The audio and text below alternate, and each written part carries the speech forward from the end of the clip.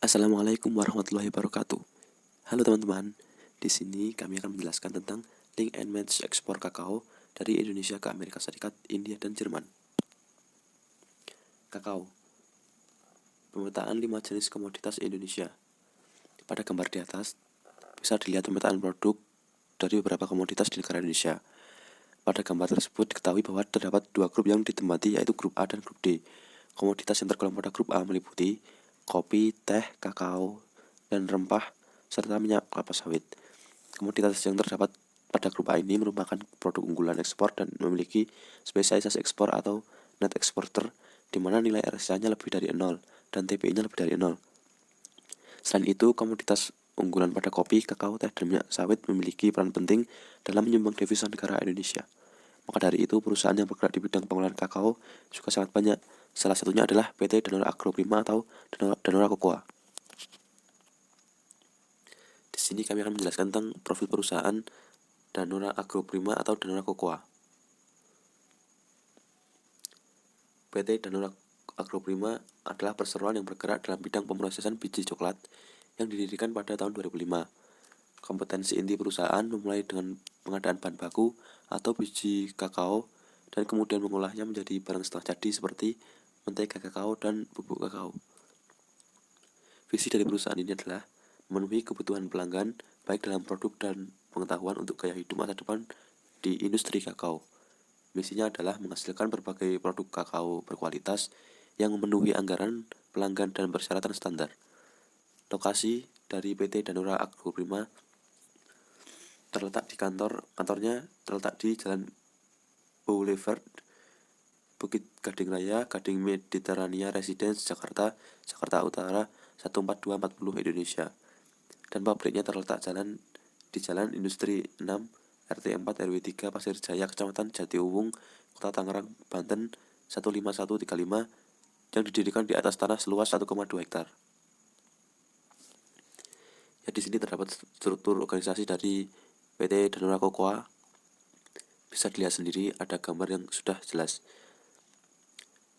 Gambar tersebut dikutip dari website link ID PT Danora, yaitu mereka telah mempekerjakan sebanyak 500 pekerja profesional yang terbagi dalam berbagai bagian, seperti bagian pemasaran, bagian teknisi, manajer personalia, sekretaris, manajer promosi penjamin mutu, administrasi, akuntan, bendahara, dan masih banyak lagi.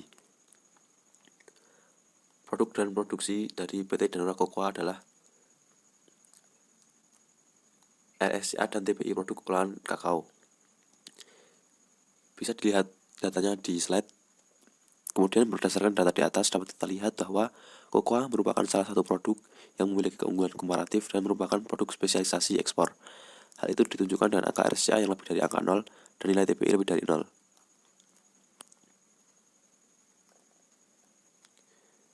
Ya, dapat dilihat supply chain di dalam slide. Kemudian ada penjelasan tentang proses produksi. Di sini saya akan menjelaskan tentang proses produksi dari awal. Yang pertama adalah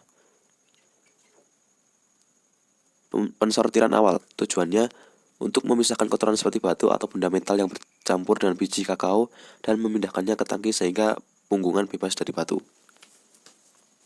Yang kedua, perendaman dan pencucian. Tujuan perendaman dan pencucian adalah untuk menghentikan proses fermentasi dan memperbaiki kenampakan biji. Perendaman berpengaruh terhadap proses pengeringan dan rendemen. Selama proses perendaman berlangsung, sebagian kulit biji kakao terlalu sehingga kulitnya terlepas dan lebih tipis dan rendemnya berkurang, sehingga proses pengeringan menjadi lebih cepat. Setelah perendaman dilakukan, kemudian dilakukan pencucian untuk mengurangi sisa-sisa lendir yang masih menempel pada biji dan mengurangi rasa asam pada biji. Karena jika biji masih terdapat lendir, maka biji akan mudah menyerap air dari udara sehingga mudah terserang jamur dan akan memperlambat proses pengeringan. Yang ketiga adalah pengeringan. Pengeringan bertujuan untuk menurunkan kadar air dalam biji dari 60% pada kondisi kadar air dalam biji tidak dapat menurunkan kualitas biji dan tidak ditumbuhi cendawan. Yang keempat, penampian. Tujuannya memisahkan kulit ari dengan biji kakao itu sendiri. Kulit ari atau cocoa shell dimasukkan ke dalam gudang atau warehouse, sedangkan biji kakao diproses lagi. Yang selanjutnya adalah penggilingan. Setelah penyaringan biji coklat atau nib mengalami proses penggilingan pelumatan. Proses ini dilakukan secara bertingkat sebanyak 23 tahap untuk memproses pasta coklat dengan tingkat kehalusan tertentu. Pada pembuatan pasta coklat kadang juga dilakukan proses alkalisasi sebelum proses penggilingan. Tujuannya adalah untuk melembutkan flavor dengan menetralkan sebagian asam-asam bebas, juga memperbaiki warna, daya basah, dan dispersibilitas coklat bubuk sehingga mencegah pembentukan endapan di dalam minuman coklat. Yang keenam, pembuatan coklat bubuk. Untuk memperoleh coklat bubuk, maka sebagian lemak coklat yang ada di dalam pasta coklat harus dikeluarkan. Pengeluaran lemak harus dilakukan dengan mengepres pasta menggunakan alat pres pada tekanan 400 hingga 500 bar dan pada suhu 900 hingga 100 cc 100 derajat Celcius.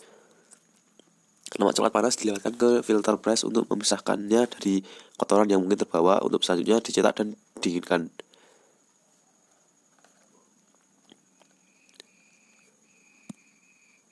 Kemudian ada standarisasi. Produk yang diproduksi oleh PT Dano Agroprima telah mendapatkan sertifikasi yang menjamin produk serta menjamin mutu produk. Sertifikasi tersebut yaitu yang pertama adalah Earthkosher. Earthkosher adalah lembaga sertifikasi halal yang berkantor pusat di Boulder, Colorado, dan kantor di New York dan Yerusalem, yang menyediakan sertifikasi halal di seluruh dunia. Yang kedua adalah GMP atau GMP Quality, yaitu Good Manufacturing Practice, adalah sistem untuk memastikan bahwa produk secara konsisten diproduksi dan diawasi sesuai dengan standar kualitas. Hal ini dirancang untuk meminimalkan risiko yang terlibat dalam produksi farmasi apapun yang tidak dapat dihilangkan melalui pengujian produk akhir. Yang ketiga adalah Hazard Analysis Critical Control Point. Adalah suatu sistem jaminan mutu yang mendasarkan kepada kesadaran atau penghayatan bahwa hazard bahaya dapat timbul pada berbagai titik atau tahap produksi, tetapi dapat dilakukan pengendalian untuk mengontrol bahaya-bahaya tersebut. Yang keempat adalah MUI. Sertifikat halal adalah suatu fatwa tertulis dari Majelis Ulama Indonesia atau MUI yang menyatakan kehalalan suatu produk sesuai dengan syariat Islam. Sertifikat halal ini merupakan syariat untuk mendapatkan izin pencantuman label halal pada kemasan produk dan instansi pemerintah yang berwenang. Yang selanjutnya adalah sertifikat FDA. Adalah singkatan dari Use Food and Drug Administration. Sertifikat FDA merupakan fasilitas domestik dan asing dari Amerika Serikat yang melakukan produksi makanan, pemrosesan, pengemasan makanan untuk keperluan konsumsi manusia atau hewan. Yang keenam adalah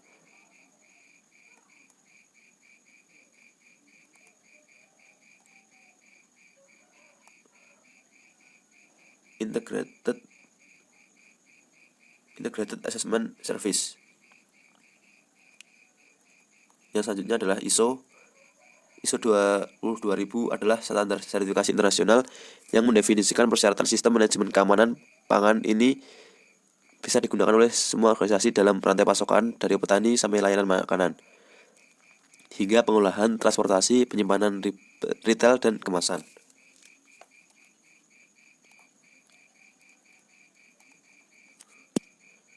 Selanjutnya desain kemasan.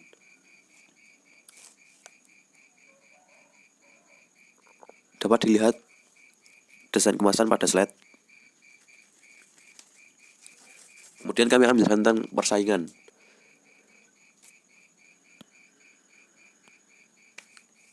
Banyaknya perusahaan yang bergerak di bidang pengolahan kakao membuat PT Danone Agroprima memiliki banyak juga kompetitor seperti PT Olam Indonesia, PT Cocoa Ventures Indonesia, PT Cargill Indo Cocoa, dan masih banyak lagi.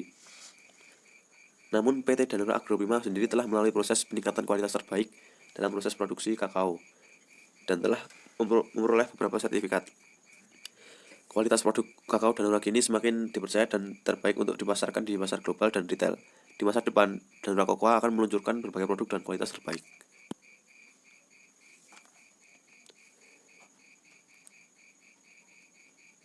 Ya, di sini dapat dilihat katalog produk, itu cocoa cake lemak alami 10-12%.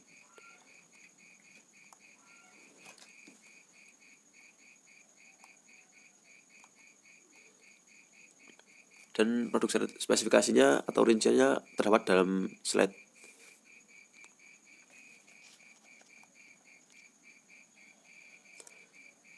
Ini adalah katalog produk, yaitu pure alkalized cocoa powder coklat tua kadar lemaknya adalah 10-12% untuk bahan makanan. Yang ini adalah coklat bubuk alkalized reddish brown 10-12% untuk makanan dan minuman. Ini adalah bubuk coklat alami berkualitas tinggi dark brown dan kadar lemak 10-12%. Bisa dilihat harga pada tulisan di bawah ya. Untuk produk dan spesifikasinya sudah dijelaskan di dalam slide. Ini adalah produk, yaitu mentega kakao mentah murni alami berkualitas tinggi untuk ekspor.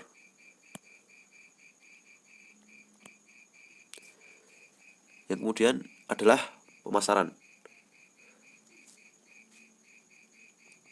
Proses pemasaran, pemilik menerapkan sistem pembelian online secara aman, yaitu melalui Alibaba.com, Shopee, Tokopedia, Lazada, Bukalapak, dan Blibli.com.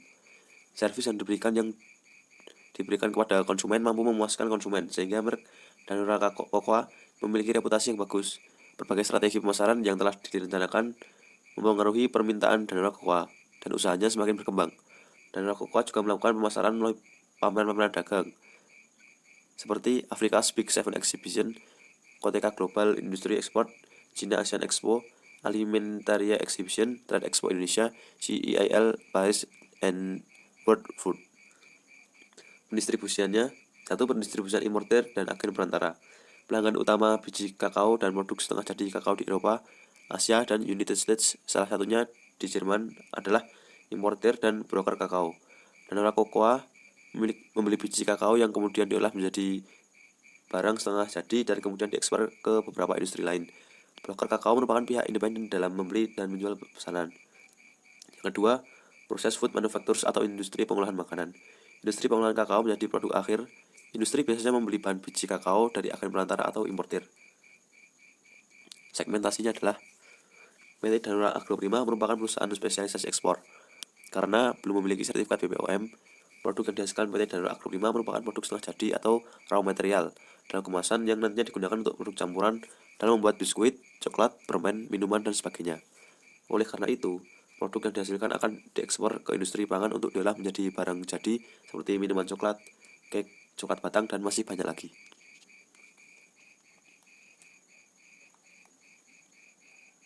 Kemudian di sini kami akan menjelaskan tentang kondisi pasar. Yang pertama adalah kondisi pasar yang terdapat pada negara Amerika.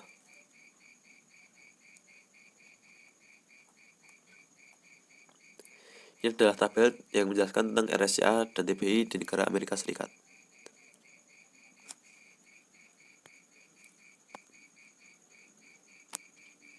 Ya, tadi adalah rincian RSCA dan TBI di negara Amerika Serikat dari tahun 2014 sampai 2018. Kondisi geografis dan demografi dari negara Amerika Serikat. Amerika Serikat terletak di tengah-tengah benua Amerika Utara, dibatasi oleh Kanada di sebelah utara dan Meksiko di sebelah selatan. Negara Amerika Serikat terbentang dari Samudra Atlantik di pesisir timur hingga Samudra Pasifik di pesisir barat, termasuk Kepulauan Sembilan Hawaii di lautan Pasifik, negara bagian Alaska di ujung utara benua Amerika, dan beberapa teritori lainnya.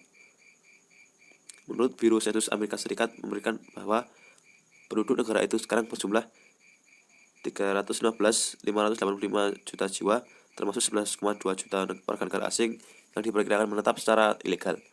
Populasi Amerika Serikat membengkak hampir 4 kali lipat di sepanjang abad ke-20. Dari sekitar 76 juta jiwa pada tahun 1900, jumlah ini menjadikan Amerika Serikat sebagai negara dengan jumlah populasi terbanyak di dunia setelah RRC dan India. Di antara ketiga negara ini, Amerika Serikat adalah satu-satunya negara industri yang peningkatan besar-besaran populasinya dapat diproyeksikan. Yang kedua, kondisi ekonomi di negara Amerika Serikat.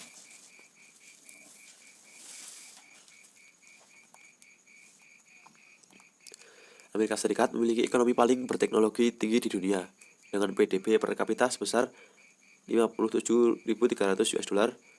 Perusahaan Amerika Serikat berada di dekat garis terdepan dalam kemajuan teknologi, terutama di komputer, farmasi, dan peralatan medis, dirgantara, serta militer. Namun keuntungan mereka telah menyempit sejak akhir Perang Dunia Kedua. Berdasarkan perbandingan GDP yang diukur pada tingkat konferensi Purchasing Power Parity ekonomi Amerika Serikat pada tahun 2014 yang telah berdiri sebagai yang terbesar di dunia selama lebih dari 1 abad, menempati posisi kedua di belakang Cina yang memiliki tingkat pertumbuhan lebih dari 3 kali lipat di Amerika Serikat.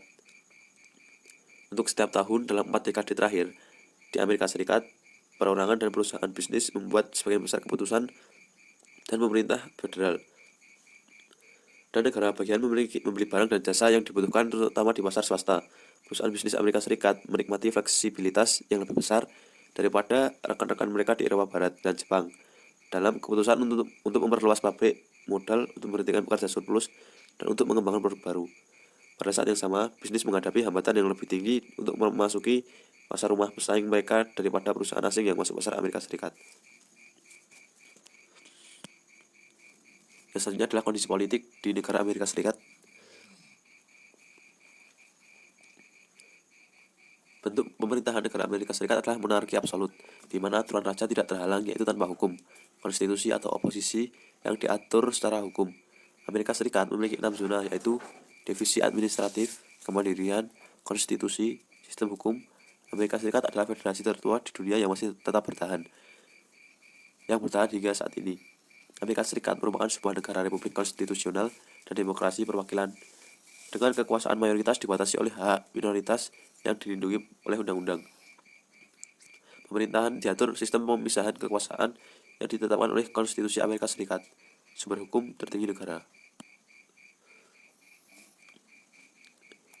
Yang selanjutnya adalah sosial budaya. Amerika Serikat adalah negara multikultural, tempat tinggal bagi berbagai kelompok etnik, tradisi, dan nilai-nilai. Selain dalam jumlah kecil penduduk asli Amerika dan penduduk asli Hawaii, mereka semua penduduk Amerika berasal dari nenek moyang yang bermigrasi ke Amerika Serikat pada zaman dahulu. Kebudayaan utama Amerika berasal dari kebudayaan Barat yang bersumber dari tradisi imigran Eropa, terutama Inggris di utara dan Spanyol di selatan, dan kemudian dipengaruhi oleh berbagai sumber seperti tradisi yang dibawa oleh budak-budak Afrika. Munculnya gelombang migrasi bangsa Asia dan Amerika Latin juga turut memperkaya khasanah budaya Amerika Serikat. Selanjutnya adalah konsumsi. Dikutip dari data GAEC, konsumsi publik Amerika Serikat dilaporkan sebesar 14,4% dari PDB pada 2020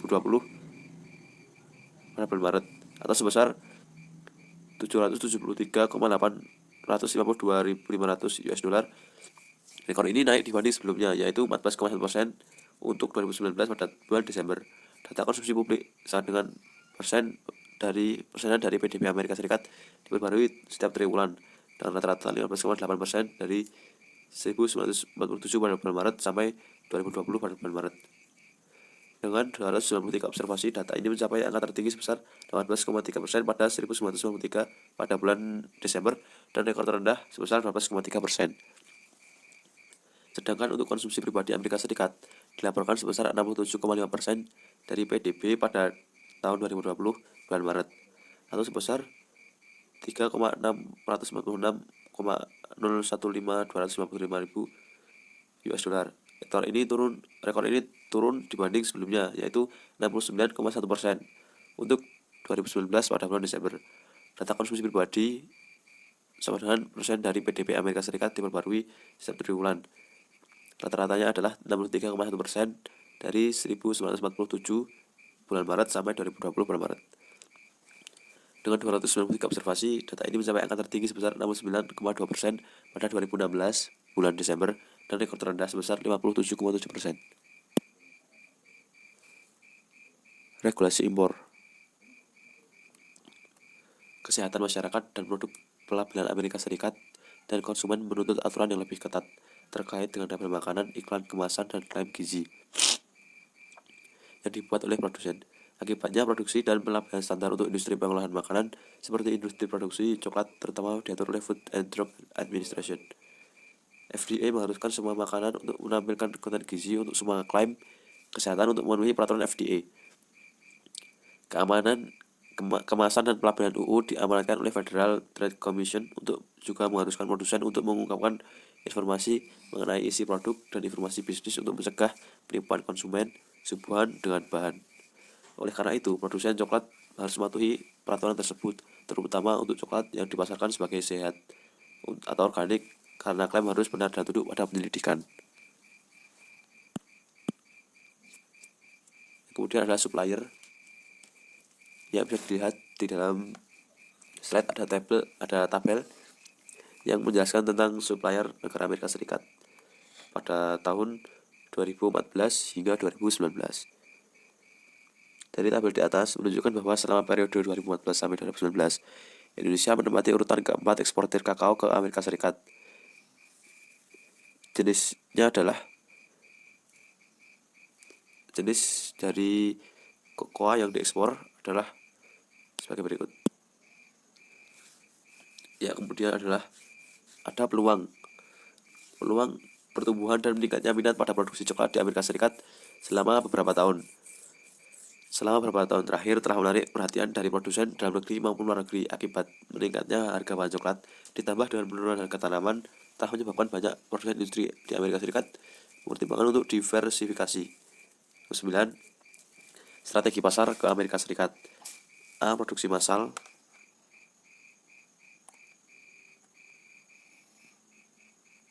Yaitu perusahaan besar umumnya menikmati skala ekonomi karena mereka yang memproduksi volume produk yang besar memungkinkan mereka untuk merendahkan harga per unit. Yang kedua, beradaptasi dengan selera dan keinginan konsumen yang terus berubah. Perusahaan yang sukses di industri ini mampu mengantisipasi dan merespon perubahan selera dan preferensi konsumen pada waktu yang tepat. Yang ketiga, atau C, membedakan batas produk. Karena produk coklat merupakan produk yang homogen, perusahaan yang sukses harus bisa membedakan produk mereka untuk mempertahankan pangsa pasar dan meningkatkan pendapatan. Inovasi produk juga dapat mengurangi kompetisi. Selanjutnya, menjamin kunci pemasukan pasokan. Perusahaan yang sukses memiliki kontrak yang handal dengan pemasok bahan baku seperti gula, kacang-kacangan, dan biji kakao yang mengurangi volatilitas pasokan. Selain itu, harga tetap data meminimalkan biaya bahan baku untuk input stabil dan bantuan dalam perencanaan produksi. Dan yang terakhir, mampu untuk membebankan kenaikan biaya ke pasar downstream, yaitu perusahaan yang berhasil harus lulus dan yang sudah lulus dalam menangani biaya tak terduga melalui kenaikan harga turun rantai pasokan untuk mempertahankan keuntungannya.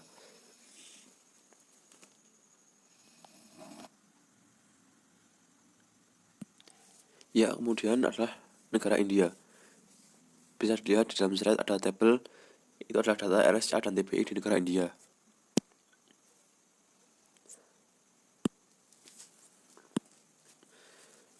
Kondisi atau geografis dan demografi negara India. Negara India terletak pada lempeng India bagian utara dari lempeng Indo-Australia yang kerak benuanya membentuk anak benua India.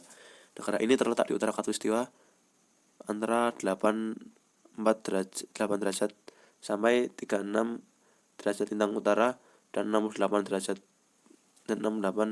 derajat 7 sampai 9725 bujur timur. India adalah negara terbesar ke-7 di dunia dengan luas total 3.287.263 km persegi. India berkepulauan 3.214 km atau 1.997 mil dari utara ke selatan dan 2.933 km dari timur ke barat. India memiliki batas darat sepanjang 15.200 km dan garis pantai sepanjang 7.516,6 km. Perbatasan utara India terutama ditentukan pegunungan Himalaya, di mana negara India berbatasan dengan Tiongkok, Bhutan, dan Nepal. Batas barat dengan Pakistan terletak di dataran Punjab dan Gurun Thar. Di timur laut jauh, perbukitan Chin dan perbukitan Kachin, daerah bergunung-gunung dan berhutan lebat memisahkan India dari Myanmar. Di sebelah timur perbatasannya dengan Bangladesh terutama ditentukan oleh perbukitan Kashi dan perbukitan Mizo dan daerah pemisah air dari dataran rendah Indo-Gangga. Negara India memiliki populasi yang diperkirakan hingga 1,12 miliar. India menjadi negara dunia kedua yang paling padat penduduknya. Hampir 70% orang India berada di pedesaan, Walaupun di dalam migrasi dekade terbaru di kota besar telah mendorong suatu peningkatan dramatis di dalam populasi yang berkenaan dengan kota negara. Kota yang paling besar di India adalah Mumbai, Delhi, Kolkata, Chennai, Bangalore, dan Hyderabad.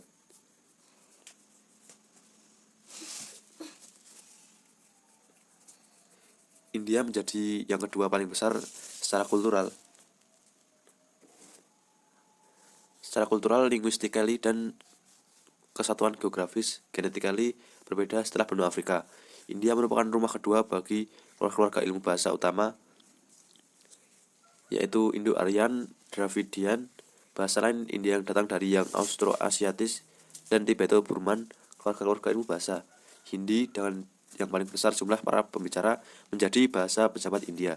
Bahasa Inggris adalah bahasa yang digunakan secara ekstensif dalam administrasi dan bisnis, mempunyai status bahasa pejabat cabang. Konstitusi juga mengetahui 21 bahasa lainnya. Banyaknya berbagai dialek di India setinggi 1,652. Di atas 800 juta orang Indian, 80,5%-nya adalah Hindu. Kelompok religius lain meliputi orang Islam 13,4%, Kristen 2,3%, Sikhs 1,9%, Buddha 0,8%, Jains 0,4%, Yahudi, Zoroastrians, Baha'is, dan yang lain. Mengenai suku, 8,1% tentang populasi. Kemudian kondisi ekonomi di India. Ekonomi di India yang beragam meliputi pertanian desa tradisional, pertanian modern, kerajinan tangan, berbagai industri modern, dan berbagai layanan. GDP-nya adalah 9,474 triliun US dollar pada tahun 2017 dan yang lainnya. Sedikit kurang dari setengah tenaga kerja di bidang pertanian, tetapi layanan adalah sumber utama pertumbuhan ekonomi. Terhitung hampir 2/3 dari output India, tetapi mempekerjakan kurang dari sepertiga dari tenaga kerja India. India telah memanfaatkan populasi berpendidikan tinggi berbahasa Inggris untuk menjadi eksportir utama layanan teknologi informasi, layanan outsourcing bisnis, dan pekerja perangkat lunak. Meskipun demikian, pendapatan per kapita masih di bawah rata-rata dunia. India berkembang menjadi ekonomi pasar terbuka, namun jejak kebijakannya, autarkiknya di masa lalu tetap ada. Langkah-langkah liberalisasi ekonomi termasuk deregulasi industri, privatisasi perusahaan milik negara. Ekspor utama India termasuk produk pertanian, tekstil, batu berharga, dan perhiasan. Jasa, perangkat lunak, dan teknologi, hasil teknik, kimia, dan hasil kulit. Sedangkan komoditas impornya adalah minyak mentah, mesin, batu berharga, pupuk kimia. Pada tahun 2004, total ekspor India berjumlah 69,18 miliar US dollar, sedangkan impornya sekitar 89,33 miliar US dollar. India memiliki populasi muda dan rasio ketergantungan yang rendah, tingkat tabungan dan investasi yang sehat, dan meningkatkan integrasi ke dalam ekonomi global. Namun, tantangan jangka panjang tetap signifikan, termasuk diskriminasi India terhadap perempuan dan anak perempuan, sistem pembangkit listrik dan distribusi yang tidak efisien, penegakan hak kekayaan intelektual yang tidak efektif, kantong litigasi sipil selama beberapa dekade, transportasi yang tidak memadai, dan infrastruktur pertanian terbatasnya non-pertanian peluang kerja, pengeluaran yang tinggi, dan subsidi yang tidak tepat sasaran, ketersediaan pendidikan dasar dan tinggi yang tidak memadai, dan mengakomodasi migrasi dari desa ke kota. Nomor 3, politik. India dibagi kepada 28 negara bagian yang kemudian dibagi kepada distrik, 6 wilayah persatuan, dan wilayah ibu kota nasional Delhi. Negara-negara bagian memiliki pemerintah yang dilantik sendiri. Sementara wilayah-wilayah persatuan diperintah seorang pengurus yang dilantik pemerintah persatuan, Union Government, meski beberapa di antaranya memiliki pemerintah yang dilantik.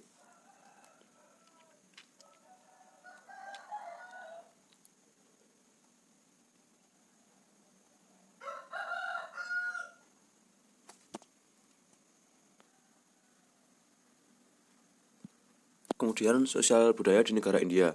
Kebudayaan di India penuh dengan sinkretisme dan pluralisme budaya. Kebudayaan ini terus menyerap adat istiadat, tradisi, dan pemikiran dari penjajah dan imigran sambil terus mempertahankan tradisi yang sudah mapan dan menyebarluaskan budaya India ke tempat-tempat lain di Asia. Kebudayaan tradisional India memiliki hierarki sosial yang relatif ketat. Sejak usia dini, anak-anak diajari tentang peran dan kedudukan mereka dalam masyarakat. Tradisi ini diperkuat dengan kepercayaan mereka kepada dewa-dewa dan roh yang dianggap berperan penting dan tak terpisahkan dari kehidupan mereka. Dalam sistem kasta di India, ditetapkan stratifikasi sosial dan pembatasan dalam kehidupan sosial di anak benua India. Kelas-kelas sosial dibentuk oleh ribuan kelompok herediter yang mempraktikkan endogami yang umum disebut jati atau kasta. Yang kemudian adalah regulasi impor di negara India. Struktur tarif bea cukai dan sistem biaya di India kompleks dan ditandai dengan kurang terbukanya dalam menentukan tingkat efektif tarif bea cukai, excise duties, dan biaya-biaya lainnya. Struktur tarif yang diaplikasikan secara umum terdiri dari basic customs duty, additional duty, juga sering disebut dengan countervailing duty seperti additional duty dan education assessment cess. Secara rata-rata, pemerintah India mengenakan basic custom duty untuk produk SITC 072 yaitu cocoa and cocoa preparations sebesar 30% dan tarif antara 4-16% untuk countervailing duty dan 3% untuk education cess. Namun, perlu juga diingat bahwa sejak tahun 2009 antara India dan ASEAN telah memiliki Free Trade Agreement FTA in goods, di mana beberapa produksi Indonesia termasuk produk cocoa mendapatkan pengurangan tarif termasuk masuk ke India. Produk AS18 Cocoa and Cocoa Preparation yang mendapatkan pengurangan tarif masuk basic custom duty sejak Januari 2014 adalah HS 1801, 1802, 1806, 31,180632 menjadi 0%. Kemudian 1804, 1805, 1806, 10,1806 20 menjadi 11%, sementara produk HS18 lainnya tidak mendapatkan pengurangan tarif. Konsumsi. Dikutip dari data CAC, konsumsi publik di India dilaporkan sebesar 11,1% dari PDB pada tahun 2019 di bulan Desember atau sebesar 79,196.704 US dollar. Rekor ini turun dibanding sebelumnya yaitu 13,7%, yaitu pada tahun 2019 bulan Oktober. Data konsumsi publik 9% dari PDB India diperbarui setiap triwulan dengan rata-rata 11,1% dari 1996 sampai 2019 Desember. Dengan 95 observasi, data ini mencapai angka tertinggi sebesar 17,7% pada tahun 1998 di bulan Maret dan rekor terendah sebesar 8,0%. Sedangkan konsumsi pribadi India dilaporkan sebesar 62,4% dari PDB pada tahun 2019 di bulan Desember atau sebesar 437,695.688 US dollar. Rekor ini naik dibanding sebelumnya yaitu 59,6% untuk periode 2019 bulan Oktober. Data konsumsi pribadi 9% dari PDB India diperbarui setiap triwulan dengan rata-rata 59,2% dari 1996 bulan Juli hingga 2019 bulan Desember dengan 95 observasi dan mencapai angka tertinggi sebesar 71,1% pada tahun 1996 di bulan Oktober dan rekor terendah sebesar 52,5%. Ya, selanjutnya bisa dilihat supplier di negara India. Dari tabel di atas menunjukkan bahwa selama periode 2014 sampai 2019 di Indonesia menempati urutan pertama eksportir kakao ke India. Jenis kokoa yang diekspor Indonesia ke India dapat dilihat pada tabel berikut.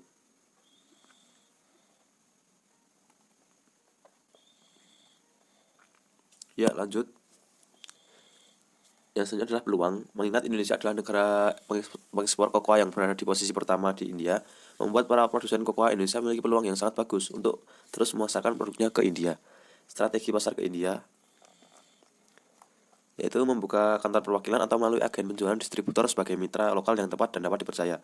Yang kedua, atau B, direct export, umumnya melalui importir yang sekaligus berperan sebagai agen atau distributor. Yang C, penunjukan agen distribusi. D, memasuki perjanjian franchise. E, membentuk joint venture atau tie-ups dengan mitra lokal bekerjasama investasi industri. Yang F adalah berpartisipasi pada pameran-pameran atau seminar produk makanan. Yang selanjutnya adalah negara Jerman. Ya, bisa dilihat di dalam slide ada tabel, yaitu tabel RSCA dan TBI negara Jerman pada tahun 2014 hingga tahun 2018.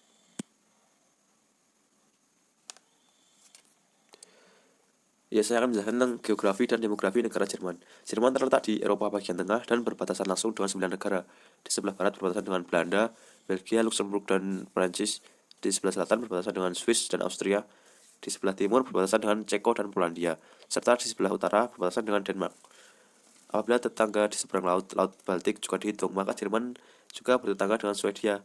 Negara ini memiliki luas total 357.021 km persegi, terdiri dari luas daratan 399.223 km persegi dan luas lautan 7.798 km persegi yaitu Jerman merupakan negara terluas ke-7 di Eropa dan ke-62 di dunia. Jerman memiliki pantai yang berhadapan dengan Laut Baltik di timur dan Laut Utara di bagian barat. Di pantai bagian barat terdapat padang gumuk Sendun yang luas yang terlindungi oleh Kepulauan Frisia Utara dan Kepulauan Frisia Timur. Selain itu, terdapat juga pulau wisata Helgoland. Beberapa pulau kecil di lepas pantai timur menjadi tempat wisata seperti Pulau Rügen, Pulau Fehmarn, dan Pulau Usedom. Sumber daya alam yang banyak ditemukan adalah biji besi, batu bara, kayu, lignit, uranium, tembaga, gas alam, nikel, dan air. Dengan total penduduk sekitar 81,7 juta orang pada tahun 2009, Jerman adalah negara ke-15 terbanyak penduduknya di dunia. Sejak 2003, total produk Jerman berkurang secara lambat meskipun negara ini masih menerima imigran. Keengganan keluarga Jerman untuk memiliki anak dan naiknya angka kematian menjadi sebab yang sering ditunjuk untuk keadaan ini. Jerman memiliki banyak kota besar, beberapa di antaranya telah berusia lebih dari 20.000 tahun. Namun hanya 3 kota yang memiliki penduduk lebih dari 1 juta orang. Berlin dengan 3,4 juta, Hamburg dengan 1,8 juta, dan Munchen dengan 1,4 juta. Konsentrasi penduduk tertinggi terletak di wilayah cekungan Ruhr. Ruhrberg atau Ruhrburn diambil dari nama sungai yang mengalir di sana. Di negara bagian Nordrhein-Westfalen yang dihuni sekitar 20 juta orang dan menjadi salah satu kawasan megapolitan terbanyak penduduknya di dunia.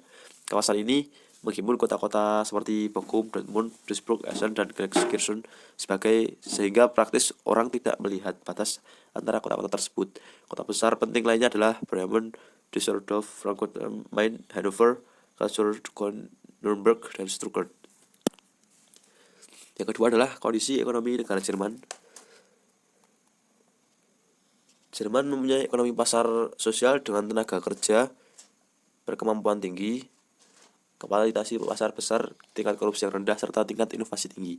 Jerman adalah negara dengan ekonomi terbesar dan terkuat di Eropa, PDB terbesar keempat di dunia, pendapatan nasional bruto terbesar kelima di dunia, dan kontributor terbesar ke Uni Eropa tahun 2011.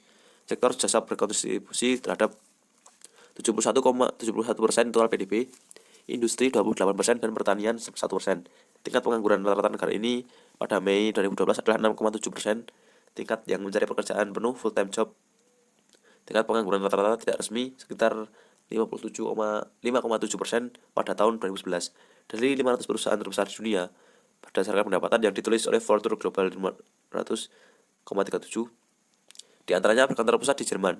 Perusahaan Jerman yang terkenal di antaranya Mercedes-Benz, BMW, SAP, Siemens, Volkswagen, Adidas, Audi, Allianz, Porsche, Bayer, Bosch, dan Nivea. Jerman terkenal karena perusahaan kecil dan menengahnya yang spesialis. Politik. Jerman adalah negara demokrasi parlementer. Pemerintahan sehari-hari dipegang oleh seorang kanselir yang berperan sebagai perdana menteri di negara lain dengan bentuk pemerintahan serupa. Selain Jerman, Austria juga memiliki kanselir. Posisi kanselir diraih secara otomatis oleh kandidat utama partai pemenang pemilihan umum federal. Terdapat 6 partai politik utama di Jerman, dan 3 yang terbesar, 2 di antaranya membentuk koalisi permanen, yaitu SPD, Demokrat Sosial berhaluan kiri progresif, dan CDU atau CSU, Kristen Demokrat atau Sosialisasi berhaluan kanan konservatif. Partai-partai lainnya adalah FDP, Demokrat Liberal, Bündnis 90 Die Grünen, kiri hijau, dan Die Linke berhaluan kiri yang merupakan gabungan dari Partai Komunis dan pecahan dari SPD. Jabatan presiden lebih banyak bersifat seremonial, meskipun ia dapat menyetujui atau tidak menyetujui beberapa hal penting. Parlemen dikenal sebagai Bundestag, yang anggota-anggotanya dipilih. Partai yang memerintah adalah partai dengan koalisi dominan di dalam parlemen ini. Selain Bundestag, terdapat pula Bundesrat, yang anggota-anggotanya adalah perwakilan pemerintahan negara-negara bagian. Bundesrat sering disamakan dengan Senat, meskipun pada kenyataannya memiliki wewenang yang berbeda.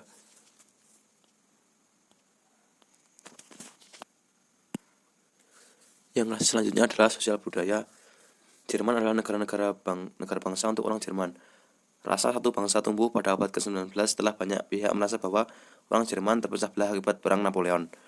Sebelum munculnya rasa kebangsaan, orang Jerman dibedakan dari satu satuan politik utama yang menyusun negara ini atau perbedaan dialek seperti etnik Bayern, Swabia, Baden, Sachsen, Köln, dan sebagainya. Isu etnisitas ini kadang-kadang masih muncul dalam isu-isu tertentu di Jerman modern. Misalnya pertandingan antar klub Bundesliga atau yang agak lebih serius dalam penempatan suatu pusat industri penting.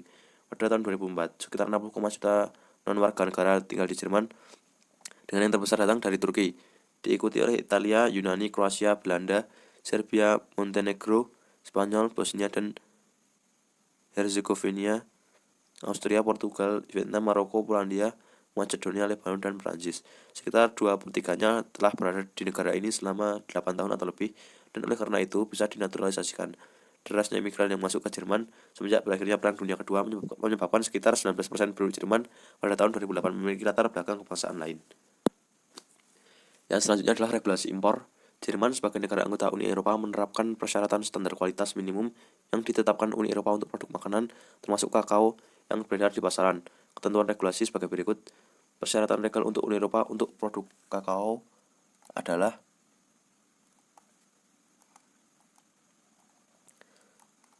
yang pertama, General Food Law. Keamanan merupakan isu kunci dalam Undang-Undang Pangan Uni Eropa. Peraturan umum tentang makanan merupakan kerangka regulasi dalam Undang-Undang Keamanan Pangan Uni Eropa. Peraturan tersebut juga mengatur mengenai kemungkinan untuk melakukan penelusuran asal makanan yang diperdagangkan. Yang kedua adalah Contaminants in Food. Kebijakan keselamatan Uni Eropa menetapkan tingkat kontaminasi maksimum untuk jenis produk tertentu. Yang C adalah Food Contact Materials. Uni Eropa telah menetapkan aturan untuk bahan dan artikel yang memiliki kontak langsung dengan makanan, misalnya bahan untuk kemasan. Tujuannya adalah untuk menghindari adanya benda asing yang bercampur dengan makanan yang dapat membahayakan bagi kesehatan manusia. Yang selanjutnya adalah Food Control. Food Control, semua produk makanan yang masuk ke pasar Eropa harus melalui pengecekan untuk mengetahui apakah produk tersebut memenuhi standar kualitas yang diperbolehkan menurut peraturan keselamatan produk makanan Uni Eropa. Ada beberapa jenis produksi atau produk tertentu yang memiliki spesifikasi kontrol yang ketat.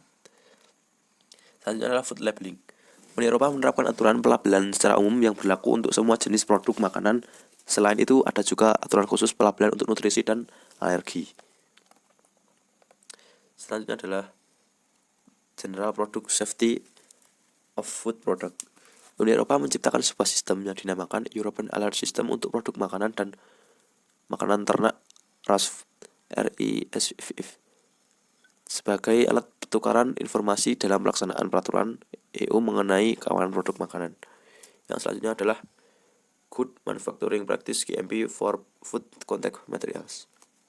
Uni Eropa mengembangkan Good Manufacturing Practice GMP yang diberlakukan bagi manufaktur produk makanan dan materi yang bersentuhan langsung dengan produk makanan. GMP tidak berlaku secara langsung bagi perusahaan manufaktur makanan di luar Uni Eropa. Namun demikian secara tidak langsung bisa dikatakan relevan karena kebutuhan buyer akan kualitas. Selanjutnya, H adalah Hygiene of Foodstuffs, HACCP. Peraturan Uni Eropa mengenai Hygiene of Foodstuffs mengikat bagi pabrik pengolah makanan dan juga bagi petani. Selanjutnya adalah Maximum Residue Levels MRLS of Pesticides in Food. Perundang-undangan Uni Eropa telah menerapkan kandungan maksimum pestisida yang diperbolehkan dalam makanan. Yang selanjutnya adalah Microbiological Contamination of Food. EU telah menentukan kriteria mikrobiologis, toksin, dan metabolit yang terkandung dalam produk makanan. Selanjutnya yang terakhir adalah Organic Product and Labeling. Ketentuan pelabelan untuk produk organik dari dan asal yang boleh dibeli tanda sebagai produk organik. Selanjutnya, persyaratan di luar regulasi hukum Uni Eropa untuk produk kakao antaranya adalah sebagai berikut. ISO. ISO menyediakan petunjuk dan perlengkapan untuk menjamin bahwa produk dan layanan sebuah perusahaan dapat secara konsisten memenuhi standar kualitas yang diinginkan pelanggan. Yang selanjutnya adalah HACCP, adalah merupakan sebuah metodologi yang didasarkan pada 7 prinsip, di mana perusahaan processing, perusahaan pengemasan hingga distributor harus menggunakan metode tersebut untuk mengidentifikasi kemungkinan potensi bahaya terhadap makanan. Yang selanjutnya adalah IFS Food, adalah standar untuk mengaudit keamanan pangan dan kualitas proses dan produk pangan industri yang menyangkut perusahaan pengolahan makanan atau perusahaan yang mengemas produk. Selanjutnya adalah Global GAP, yaitu Global GAP mendukung praktek pertanian yang baik, yang membantu untuk menyediakan produk yang aman dan dapat dilacak. Ini menjadi persyaratan minimum yang dituntut oleh pedagang di Eropa. Yang selanjutnya adalah konsumsi di negara Jerman. Dikutip dari data CEIC, konsumsi publik Jerman dilaporkan sebesar 20,8% dari PDB pada tahun 2020 bulan Maret, yaitu sebesar 197,303.981 US dollar. Rekor ini turun dibanding sebelumnya, yaitu 21,4% untuk 2019 di bulan Desember. Data konsumsi publik sama dengan persen dari PDB Jerman diperbarui triwulan dengan rata-rata 19,0% dari 1991 di bulan Maret sampai di bulan Maret tahun 2020. Dengan 117 observasi, data ini mencapai angka tertinggi sebesar 21,4% pada tahun 2019 di bulan Desember dengan rekor terendah sebesar 17,3%. Sedangkan konsumsi pribadi Jerman dilaporkan sebesar 50,6% dari PDB pada 2020 bulan Maret atau sebesar 484,498.623 US dollar. Rekor ini turun dibanding sebelumnya, yaitu 52,2% untuk tahun 2019 di bulan Desember.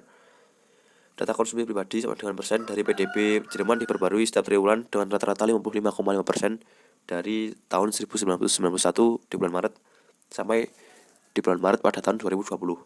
Dengan 117 observasi, data ini mencapai angka tertinggi sebesar 57,6% pada tahun 2009 di bulan Juni dan rekor terendah sebesar 50,6%. Yang selanjutnya adalah supplier di negara Jerman. Dari tabel di atas menunjukkan bahwa selama periode 2014 sampai 2019, Indonesia menempati urutan ke-12 eksportir kakao ke Jerman. Jenis kakao yang diekspor Indonesia ke Jerman dapat dilihat pada tabel itu. Yang selanjutnya adalah peluang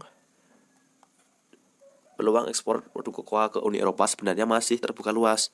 Hal ini disebabkan oleh kondisi politik di Afrika, terutama pantai Gading masih kurang kondusif. Akibatnya, industri coklat di Uni Eropa telah menyampaikan kepada asosiasi importir untuk mengimpor dari negara-negara di luar Afrika Barat. Hal ini dapat dimanfaatkan oleh produsen atau eksportir Indonesia yang dianggap memiliki kondisi politik lebih stabil. Dan salah satu produsen atau eksportir dari Indonesia adalah PT Danora Agro Prima. Dan 9 adalah strategi pasar ke Jerman, yaitu partisipasi dalam pameran perdagangan di Uni Eropa. Kemudian aktif mengikuti pelatihan yang diadakan oleh berbagai lembaga baik dalam maupun luar negeri, seperti pelatihan yang diadakan oleh CPI di Belanda.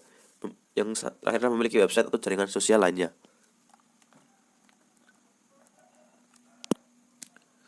Kemudian buyer untuk PT Danora Cocoa.